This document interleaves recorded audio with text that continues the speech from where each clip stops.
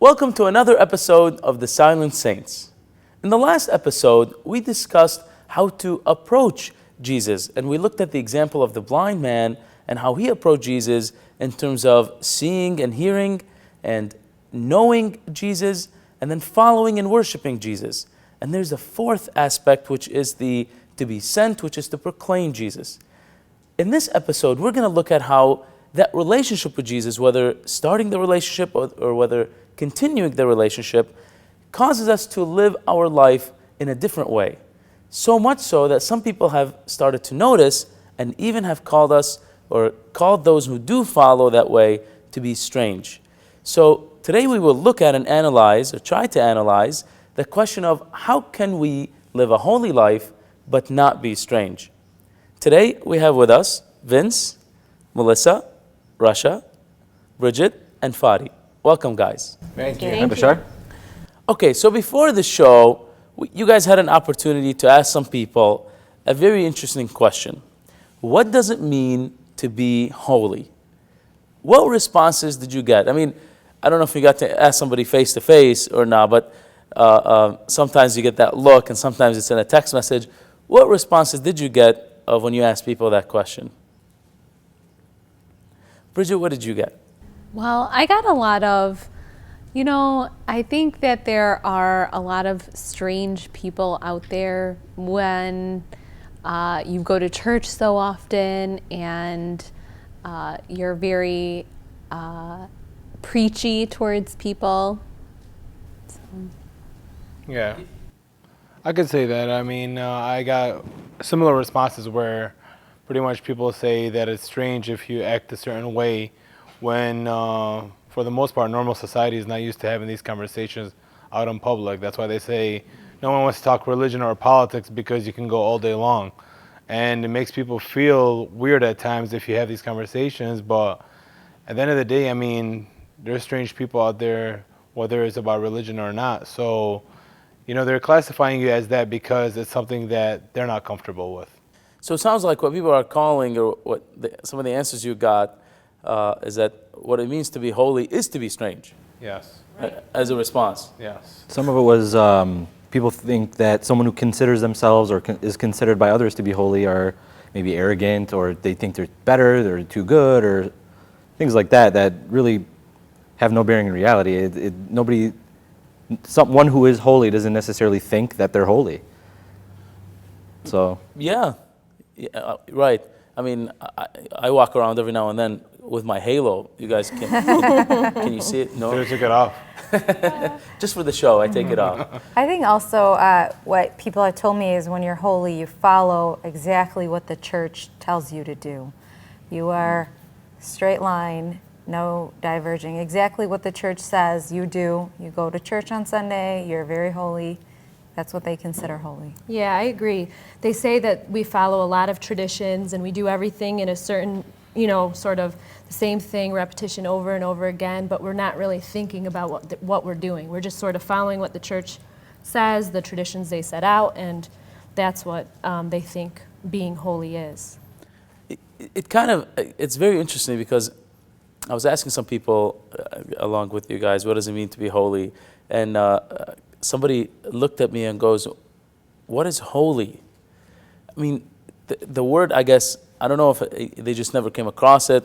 We had a different conversation after that on the word. It almost became kind of a evangelical talk or evangelization talk. Okay, let's sit down and let's talk about what it means to be holy. But they knew of what it they've heard of what it means. They thought something of it. And what they really thought is just, it's church people. What it means to be holy is that it's a church person or a church object. So then, the person looks at me and goes, it's kind of like being too religious. So then I ask the question, I'll bring the question to you guys. What does it mean to be too religious? What does that mean? Why would somebody say a person is too religious?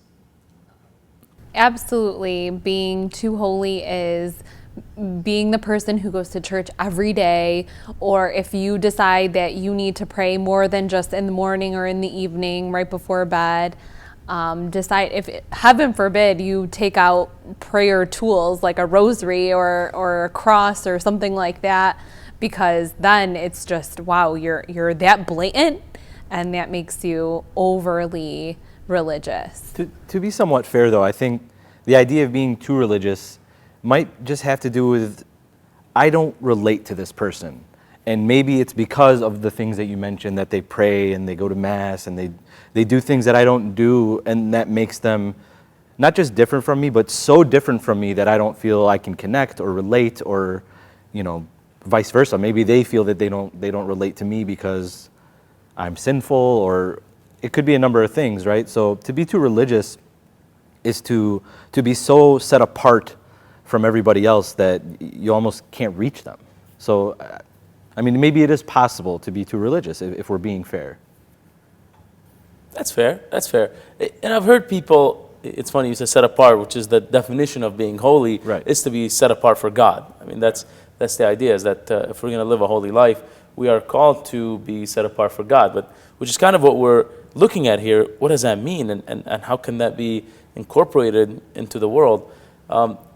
We've all seen some people that are too religious. We're going to look at some of those examples in a little bit.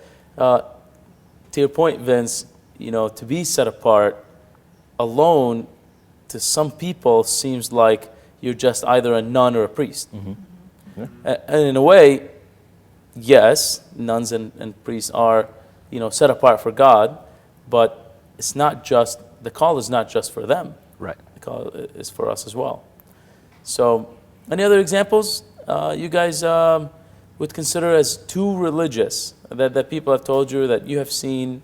I would say having too much faith in something.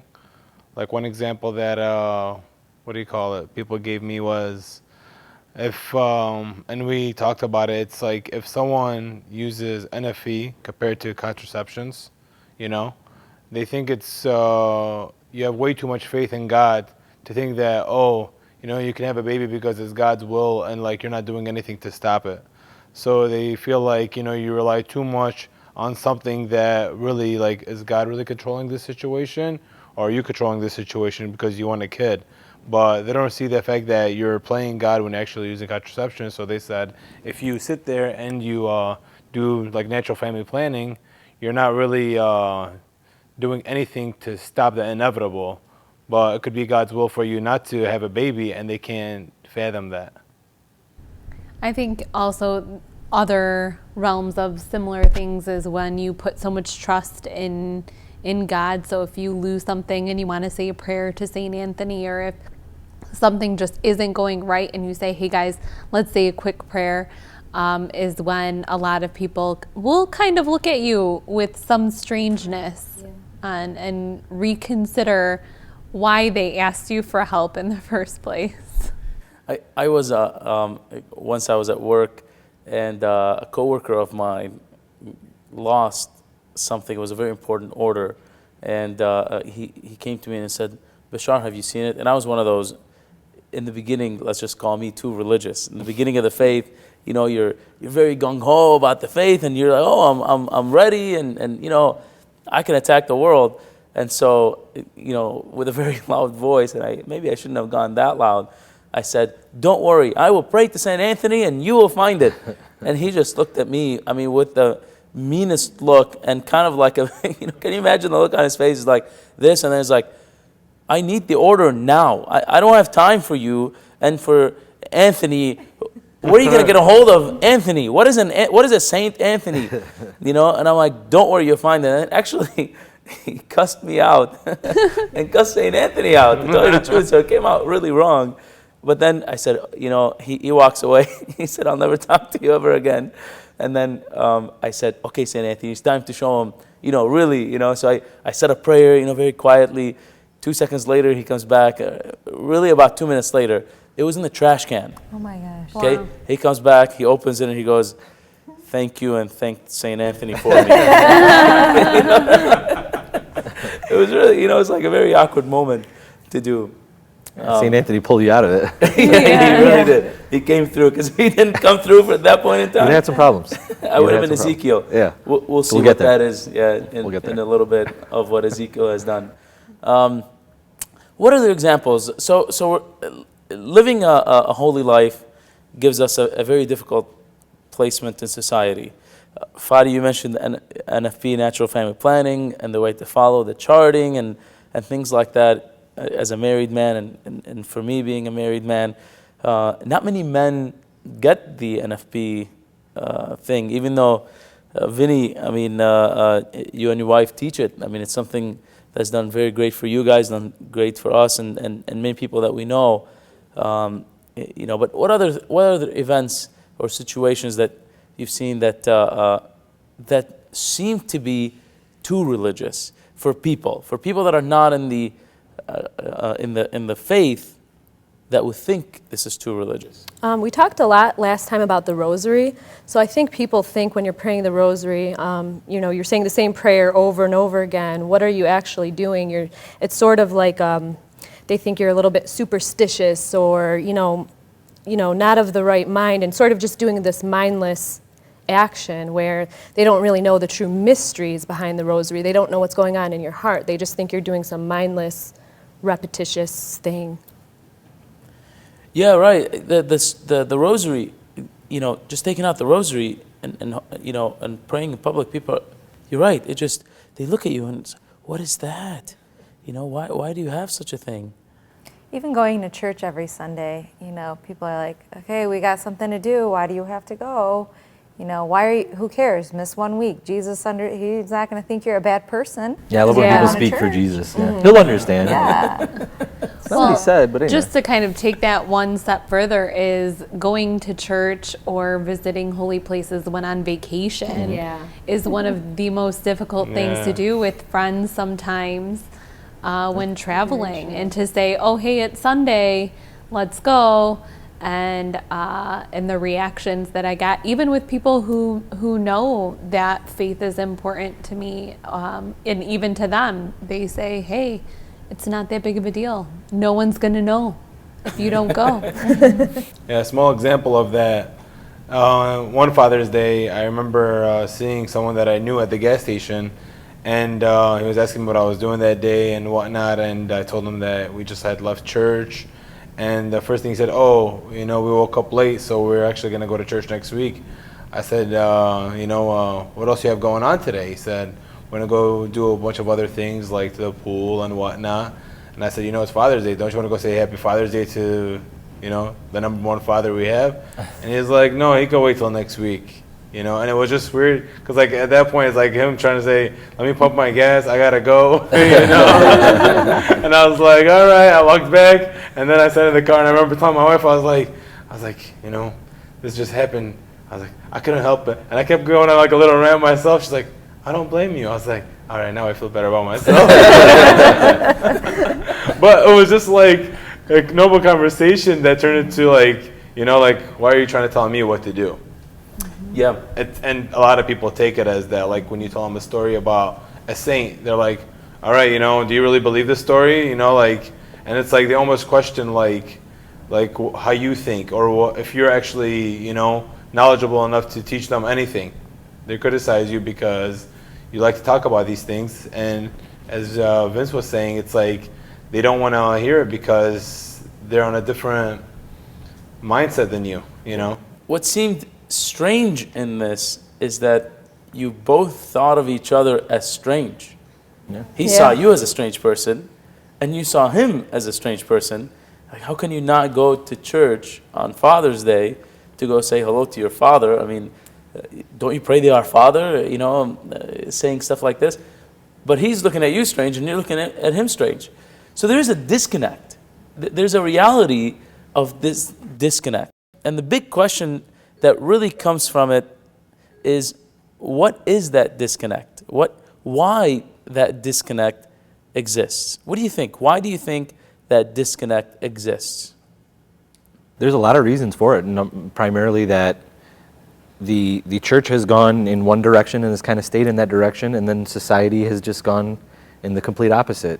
We live in a society that values wealth, pleasure, and anything related to achieving those things, whereas our church preaches, poverty, chastity, etc. And so it's two completely different mindsets, completely, again, set apart from one another, and trying to be a member of the church that thinks and views the world this way while living in the world that sees the world another way. Of course there's going to be a disconnect. It's just completely opposite, and it can be challenging. It can be challenging to bridge that, because we still have to, no matter how much we want to be holy and live in the church, which are admirable goals and we need to do, we still have to reach to the other side of that bridge and bring those other people along with us. But it can be difficult, and you run into situations like that where you're having a conversation with someone and something that seems so obvious, like going to mass or doing what's appropriate, it just seems so obvious to us who value those things. To the rest of the world, it's strange, it's weird. It's very strange. Actually, it's very good. You bring us, I think, to the next point of really how do we bridge holiness with the world.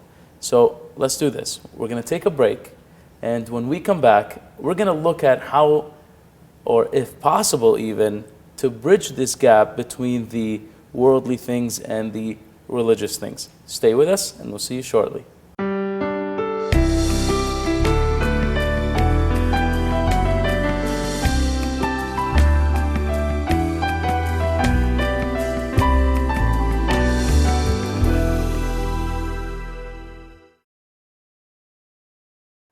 Welcome back. Before the break, we were discussing what it means to be holy and how holiness can seem strange in this world. Now we're going to look at another view of it. It's more of how do we incorporate holiness into the world so that it doesn't seem as strange, but should seem strange. And in some cases, maybe it's okay. We'll find out. We'll see where the conversation goes. I have a question for you guys before we get into that. Has anybody ever called you any kind of label for your holiness or for your living out your faith? Holiness sounds like, it's meant for the holy pope, So, but holiness, we're using it as being set apart for God. Has anybody ever called you out or called you a name for living out your faith? And what did they call you? I've been called brainwashed. And sadly, it was over the issue of IVF, in vitro fertilization, which is an extremely difficult topic to discuss. It was, someone who I love and I care for, and it wasn't even a matter of me trying to convince them. It was they were having questions for me because they know I have a strong faith and I care about this, the stuff that matters to me. And in them asking me questions and me giving the answers and doing my best to do so in a loving, gentle way, not in a judgmental way, it still kind of led to, well, you're brainwashed. And it's like, okay, I don't know how to answer that. Sure, I guess if that's what you think this is, I'm sorry that you feel that way, but it was definitely hurtful, but on a kind of par for the course. I totally understood that. Yeah, I understand why this person might think that way, even though I disagree. But because what I'm saying is difficult. And Christ Himself, at times when He would teach, people would say that's difficult, and He would go, yeah. He wouldn't say, well, no, do it differently. Right, and He'd go, yeah, no, I know. And that's kind of that. John 6, right? Exactly, absolutely. John 6, right. when the disciples tell Him, right. This is difficult, who can accept this? And He goes, right. He who eats, and He just kind of, right. kept on going. Keeps on And going. so, Beautiful. yeah, if that's what it means to be a person of faith, is to be called a name, it's all right. Brainwashed. I can Okay. live with that. That's a good name. Yeah. That's a good name to be called. I'll take it. We'll change your name. Yeah. I don't think I have one specific moment like that, but I feel like I've been called so many different things. I've been churchy, I've been goody two-shoes, I've been Little Miss Perfect, I've been all of these different kinds of names that associate me with being just one-dimensional. And I honestly, and I know that you didn't take as much offense, but over time, getting called it so many times, I started taking offense to it. Mm-hmm. And it took me taking a step back and saying, all right, goody two-shoes is not the worst thing in the world. I'm with you. I was called straight edge And I'm looking at the person, I'm like, where's the insult? I mean, you were trying to, you're just a straight edge. Thanks. Where's the insult? I appreciate it. I've had a moment like that where a friend of mine, a good friend of mine, I told him I'm going on a retreat, and he tried to talk me out of it because he said everyone that he knew went on it was brainwashed. So that's actually a perfect word, because he didn't want me to be different. And in my mind, I was like, if I can be better, I want to go on this retreat, because I knew a lot of people where a lot of positive things actually happened to them in their life. And I was like, I want to go to this thing, Mm-hmm. Took me a while because I didn't know like what to expect, or maybe even fearful. But at the end of the day, like, people are so used to you being a certain way that they're afraid of you being different. And he knew people that happened to. So in his mind, yeah, they were brainwashed, because you shouldn't have to live a certain way for you to be a good person. And kind of the irony of it too is, if anything, they're expecting you to live a certain way, Right. just the way they want you to live, or the way the society wants you to live. Right? They have expectations for you, and it's only when you don't meet those expectations, well, now you're brainwashed, or you're churchy, or you're weird, or Straight edge. Straight edge, I was yeah, called straight edge. straight Just edge. wanted to So make sure I add that in there. I've been You called. sound like wrestlers. I've been called a nun by many, many people over and over again, and they're the same group of people. And after a while, people stop telling me certain things about their lives. They won't tell me that they went out and they drank and they did this and they have a boyfriend. And I realized, there's just this disconnect between us. And they feel, I don't know if they feel bad that they're not trying to live a certain way or what's going on, but that's sort of what I've experienced. Rasha, how about you? I've actually, when I was in high school, was called Mother Teresa, which I was like, hey, that's Nice. awesome. I love her. I wish Wow. hey, I could be like her. So to there's a me, lot worse words that you can be called that start with mother. So that's pretty good, actually. Yeah, Wow. Can I use that label on you from now? I mean, That would be you fit the awesome. description. That would be awesome. Okay, so here's the ultimate question, because you're right, Melissa, several years back, I realized that I almost became like a weight loss trainer. Okay, I'm not a weight loss trainer by any means. I need one, if you know a good one. Yeah.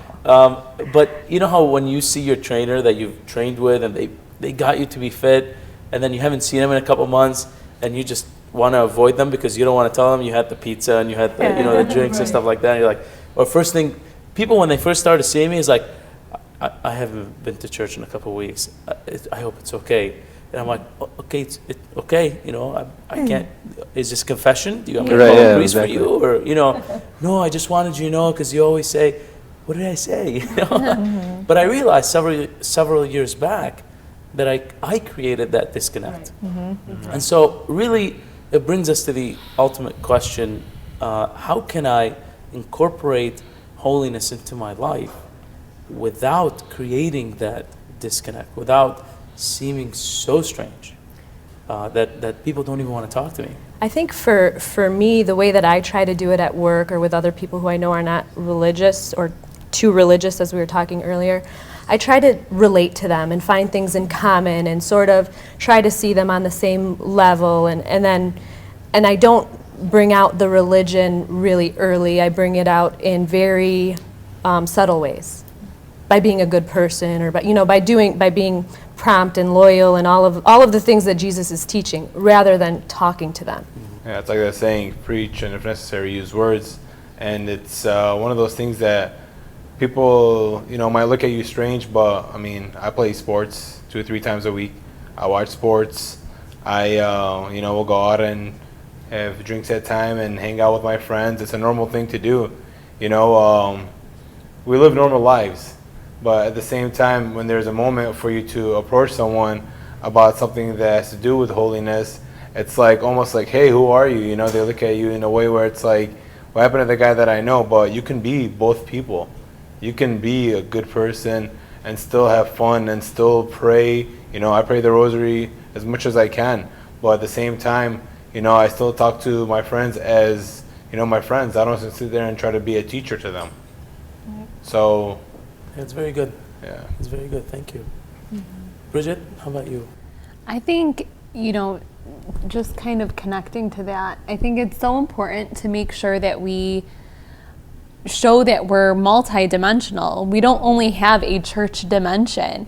You know, I like sports. I don't like them as much as you like them, but you know, I'll watch a football game or a basketball game here and there, more so for the fellowship. I love spending time with people. And so if I'm inviting someone out to go to a baseball game, then why can't I invite them out to go to Mass or to a holy hour or, you know, just to share prayer together? And I do that. And one of the things that's really funny about that is I had a friend who wouldn't at all come to church with me. And she would go on her own and do her own thing.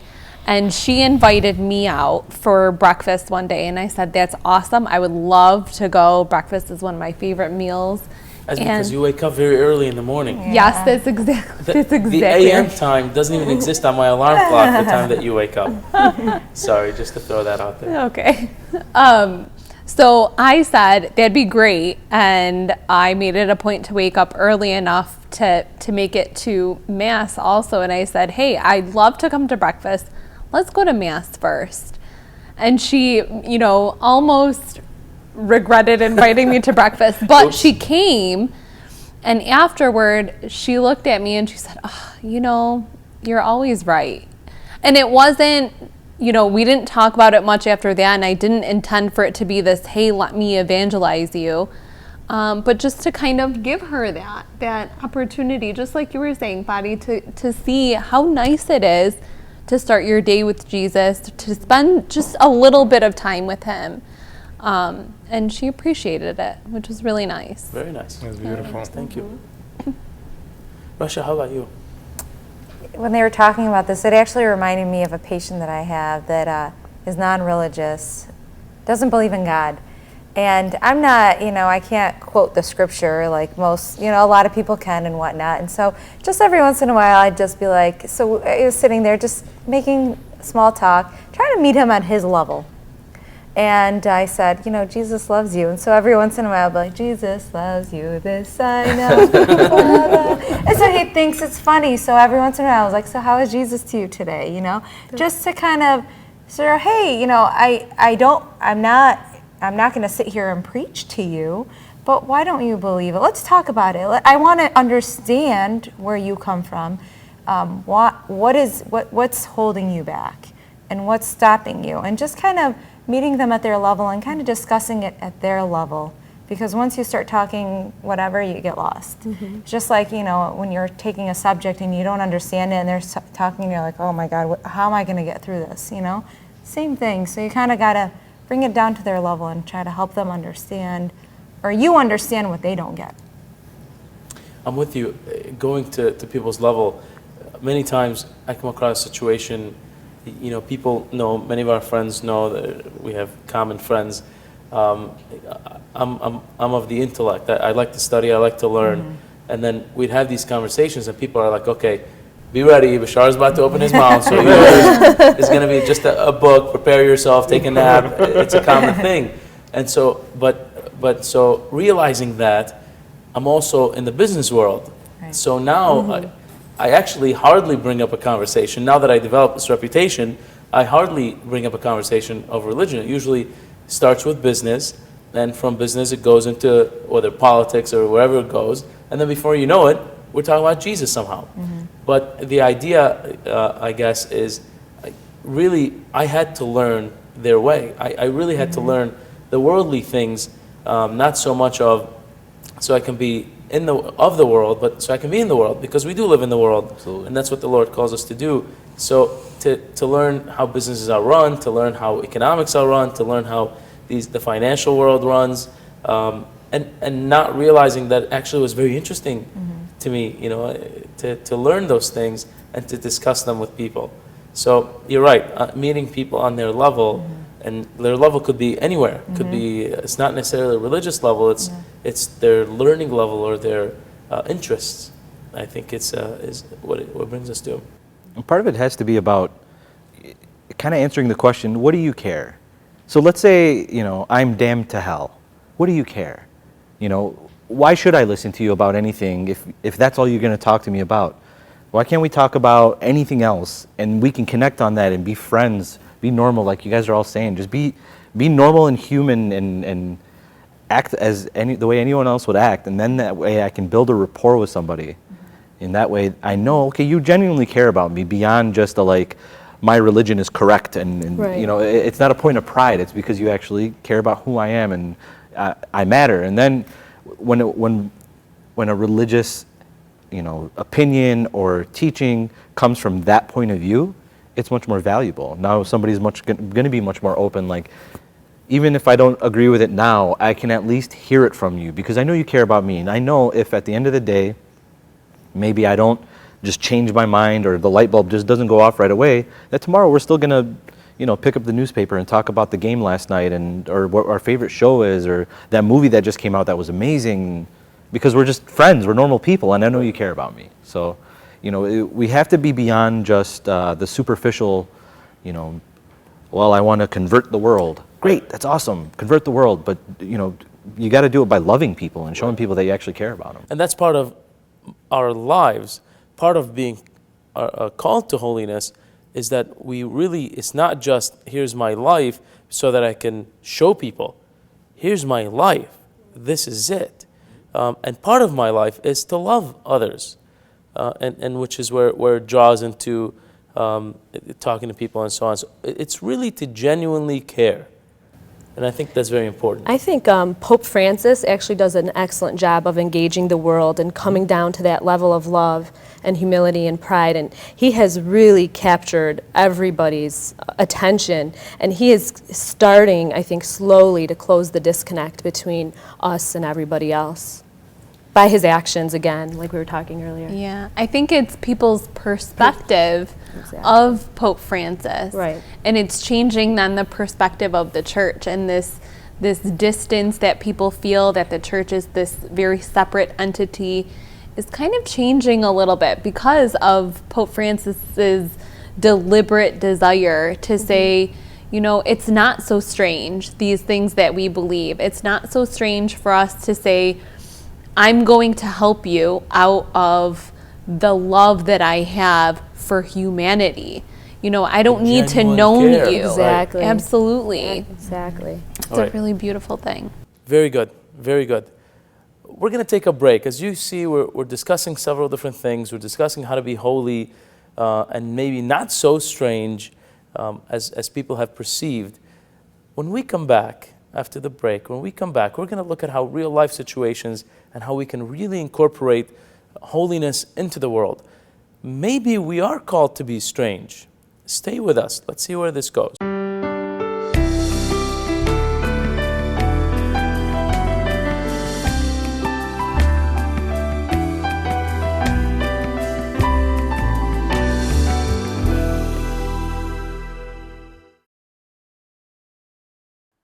Welcome back. Before the break, as we are talking about being holy and strange, we're looking at some things that we can do to create a bridge between holiness and the world so that it doesn't seem so strange. Now we're going to look at some interesting things of how maybe Scripture and how the Lord is asking us to be in this world. Guys, we're going to start with a reading. Let's start with a reading. Fadi, if you can read for us. This is from Ezekiel chapter 12, verses 1 through 6. Okay. X, symbolic of the exile. The word of the Lord came to me. Son of man, you live in the midst of a rebellious house. They have eyes to see, but do not see, and ears to hear, but do not hear. They are such a rebellious house. Now, son of man, during the day while they watch, pack a bag for exile. And, again, while they watch, go into exile from your place to another place. Perhaps they will see that they are a rebellious house. During the day, while they watch, bring out your bag, an exile's bag. In the evening again, while they watch, go out as if into exile. While they watch, dig a hole through the wall and go through it. While they watch, shoulder your load and go out into darkness. Cover your face so you cannot see the land, for I am making you a sign for the house of Israel. Very good. Thank you. does this reading seem strange to anybody? I mean, okay, let's look at it this way, right? It's strange galore, right? Yep. Okay, so God is asking Ezekiel to do something very interesting here.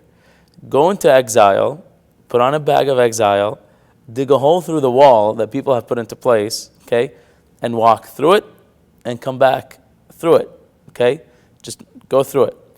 What's really not mentioned here, and there's a little bit strangeness in the word of exile. To be in exile is actually the way it was done at that time, and really the word would mean to strip someone of even their clothes. So what Ezekiel had to do, what God is asking Ezekiel to do, is to actually be naked. You take off all your clothes, you have a bag, as if you're going into exile, and it's got very little stuff in it, you just put it on your shoulder, and you walk through. So imagine now, you're looking at this guy, who if you read, before and after, he's extremely strange, and God is asking him to do extremely strange stuff.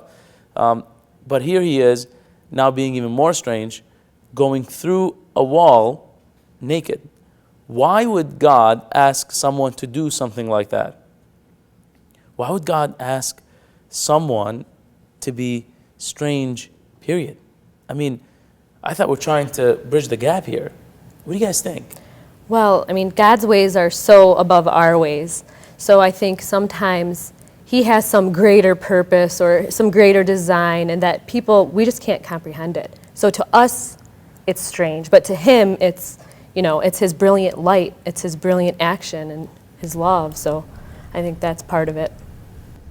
I mean, he knows what's coming. He knows the grander plan, and he knows, hey, it might mean starting completely fresh with nothing and going through to a place that you don't know.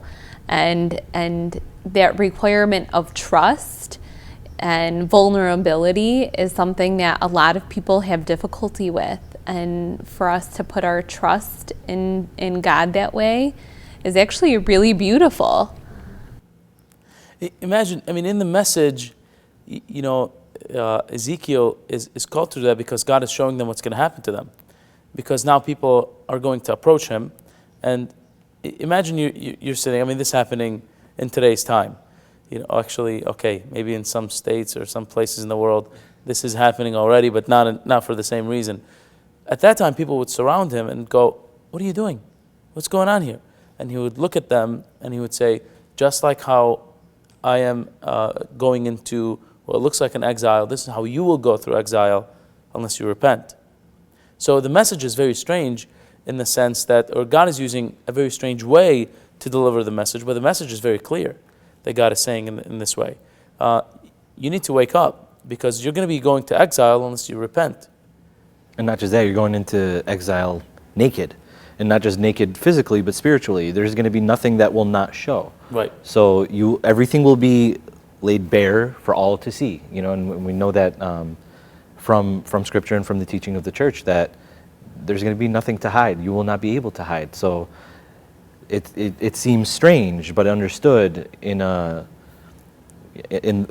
eyes of the Father. He's telling us what to prepare for. What to prepare for. So, it kind of throughout this conversation, it may seem as though we think we're holy and then the rest of the world is not holy. Right. I think the reality of it is, if you ask any one of us sitting here, if we think we're really holy, I don't think any of us would say, "Oh yeah, I'm holy." No, none of us. I don't know about you guys, but I'm in the confession line. Absolutely. Very often. And I'll tell you right now, if somebody, and even in a spiritual sense, if were to ask me to take that walk that Ezekiel is taking, right, I don't know if I'm. That's a tough one. It's a tough one. And that's the thing. So, me caring about that, realizing it, wanting to change and do something about it, does not make me holy or different or strange, at least in, if understood hopefully properly, but it just means that I don't want to take that walk and have something there that I'm going to be ashamed of.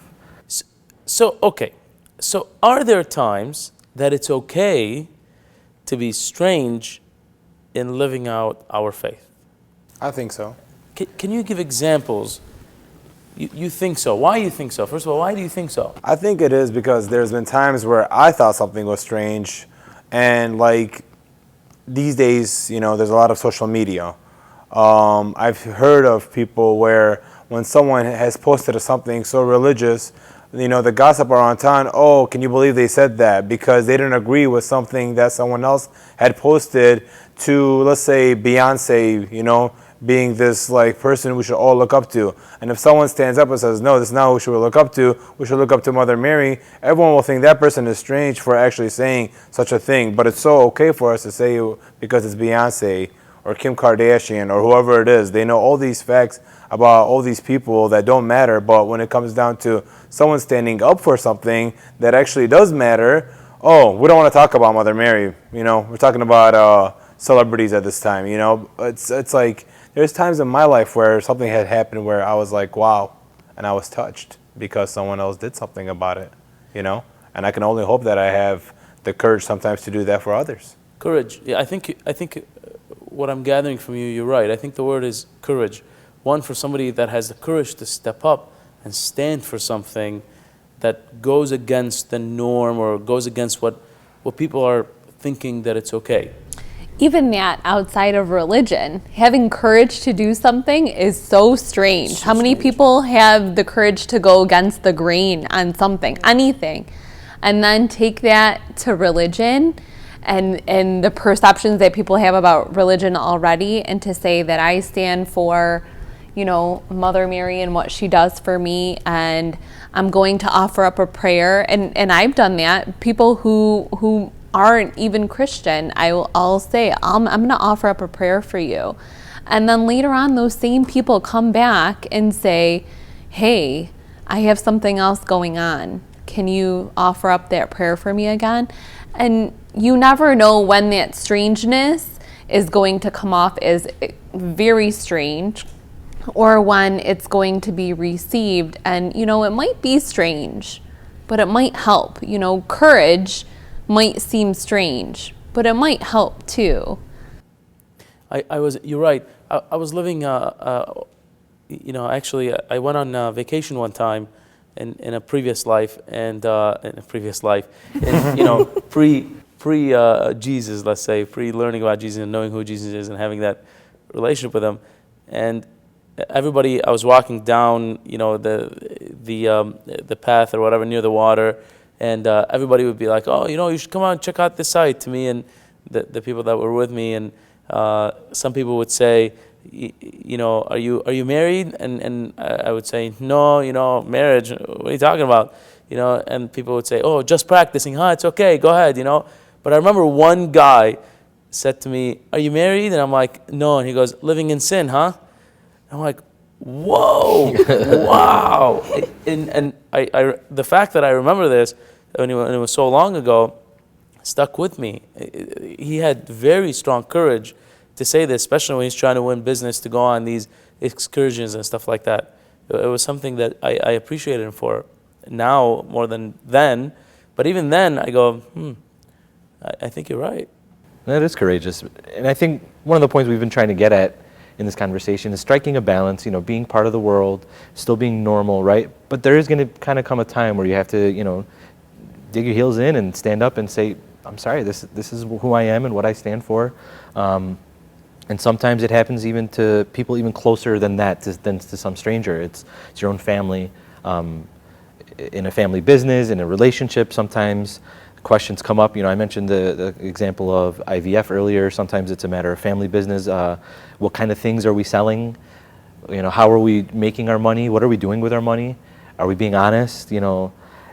We kind of get presented with situations that, as people of faith and as people who are trying to live this way, we have to dig our heels in and say, this is who we are. And yeah, that makes me strange. It makes me strange that I do this and I believe this, and I'm not gonna sell my soul for a buck, when a lot of people are very willing to sell their soul for whatever reason. People are always going to have something to say, whether it's a good thing you're doing or a bad thing you're doing. Sure. They're going to talk. So you got to live how you think is right for you and what you believe, and it's going to religion makes people uncomfortable. Absolutely. But it's okay sometimes to be uncomfortable.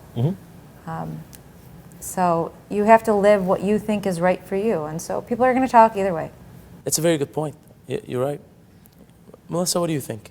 There are those situations where you make the sign of the cross or say a prayer before a meal out in public, and people look at you like you're strange, but you never know who you're reminding to say. You might be reminding somebody, oh, let me thank God, or we should be grateful, or you're just bringing that, that certain level of, remembering to be grateful and thankful to other people's mind around you. And it's not that we're doing those things to prove a point, Right. or to show off, or to get attention. Right. Some of it is just doing it because it's the right thing to do. I like to pray before meals, no matter where I am and who I'm sitting with. I remember one time we sat at a wedding, and we prayed. The table we were sitting at, we prayed, and before you know it, the table next to us did the same thing just by looking at us. And we just sincerely, it was the teachers, of course, the religious teachers, who were sitting at the table, and before you know it, the entire wedding party prayed. And it was unbelievable. I mean, it was just, to us, it was very encouraging, very spiritual. I'll share with you guys something. I remember there was a preacher who actually, a youth group leader and a preacher who used to go on the beach and take some of the, the students with him, and they would play football, but there's no football. So you just it's miming a football, throwing a football and pretending you're catching it. And so, thank you, Fadi, here we go. And everybody would look, and people started to gather, and like, oh, this is funny. And then he would stop and just go, playing this game is basically, after he would stop, he would say, living life without God is like playing a football game without a football. Yeah. And they would just go on in their path. But before you know it, people are, oh, wow, and then he would ask questions. So it's interesting. Sometimes we're called for that. Sometimes you're going to be called to live out this strangeness or not so strangeness. It all depends on the situation, and I think is what we're reaching the point of. So let me ask you guys this question. If you were to give advice to a viewer who's watching, who needs help maybe, or at a moment where they are at a time whether to know if their life seems to be strange, what can you tell them? What can you encourage them? I think the most important thing to keep in mind with holiness is that people will desire to be holy if they see that it brings you joy. Praying the rosary is great, going to Mass is great, following our faith and doing the things that our faith asks us to do, those are all wonderful things, but if we don't do those things with love and with joy, nobody's going to want any part of it. You have to love people and show them your joy. That's how people are going to see that holiness matters, and that even if it's strange, it's worth even being strange to be holy, because, hey, you know what? There's love that comes from this, and it brings people joy, regardless of the difficulty of it, regardless of how much you stand out, regardless of what society tells you are, regardless of what even your own family, and again, I've had it happen to me, what your own family will tell you that you are, based on your goal to be holy. If you do it with love and you do it with joy, it will win. I guess my one piece of advice is to just trust God.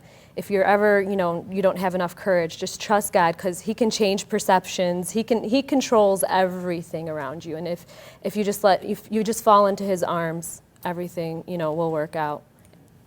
Yeah. My advice is that, like I said before, people are going to talk about you either way. So do what makes you comfortable. You feel like doing the sign of the cross during dinner, lunch, whatever, do it. If you don't want to, don't. Do whatever makes you feel comfortable and get you closer to Jesus. My piece of advice would be kind of a culmination of everything that they've mentioned already, but to take everyone into consideration and to treat other people the way that you want to be treated in a very loving way. And once you start doing that, it'll be reciprocated. And then even your strange love for other people and for God won't seem so strange to them. Pretty much what's inside of you. It's like when you do the right thing, it could be something as small as opening the door for someone as they're walking behind you, or, if they're going to walk out in front of you and you open up the door for them before you actually walk in yourself, you feel good for those few seconds. It's the same way when it comes to faith. It's like if you didn't open that door for that person, you would have walked away telling yourself, you know what?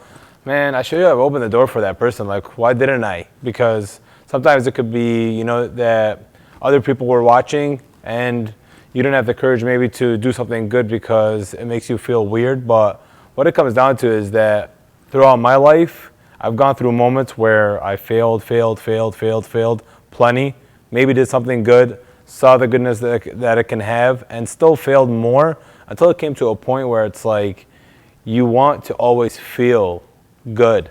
You don't want it to be that 30 seconds. You want it to be, you know, always. Like when you speak and you talk to people and you are who you are because it's how God made you.